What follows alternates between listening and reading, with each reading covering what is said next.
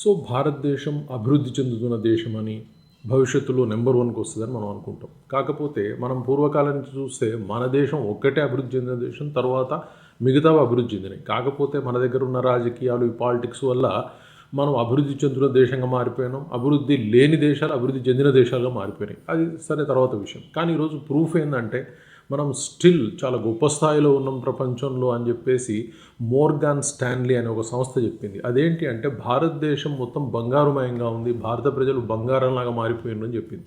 అదేంటి అంటే భారతదేశంలోని ప్రజల దగ్గర 34,600 టన్నుల బంగారం ఉంది అని చెప్పింది. సో ఇది ఎంత విలువ ఉంది అంటే అంతర్జాతీయ ప్రమాణంగా చూసినప్పుడు $3.8 ట్రిలియన్ విలువ కలిగి ఉంది అని చెప్పింది. అంటే 337 లక్షల కోట్ల రూపాయల బంగారం భారతీయుల దగ్గర ఉంది. అంటే ఇది భారతదేశ జీడిపిలో 89%గా ఉంది అని చెప్పింది. అంటే ఇప్పుడు దీన్ని బట్టి చూస్తే మనం ఎంత ధనవంతులమో, మన దేశం ఎంత ధనవంతులో, మన దేశంలో ఉన్న ప్రజలు ఎంత ధనవంతులో బంగారమయం చేశారు అని మనం చెప్పవచ్చు.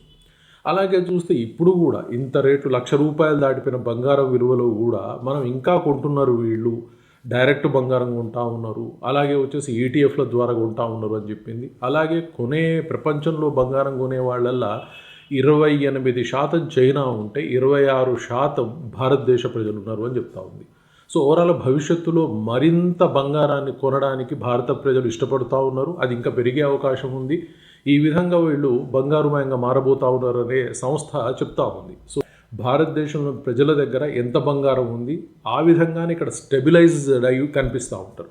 ప్రపంచం మొత్తం అతలాకుతలమైన భారతదేశం ప్రజలు చాలా బ్యాలెన్స్డ్గా, స్టేబుల్గా తమ ఆర్థిక వ్యవస్థ నడుపుతారు. దానికి కారణం ఏమిటి అంటే బంగారమే. సో ఈ సర్వే ద్వారా ఏం తేలిందంటే భారతదేశంలోని ప్రజలు, భారతదేశం బంగారుమయంగా మారుతోంది అన్న విషయం బయటకు వచ్చింది. ఇది మోసం. Thank you very much.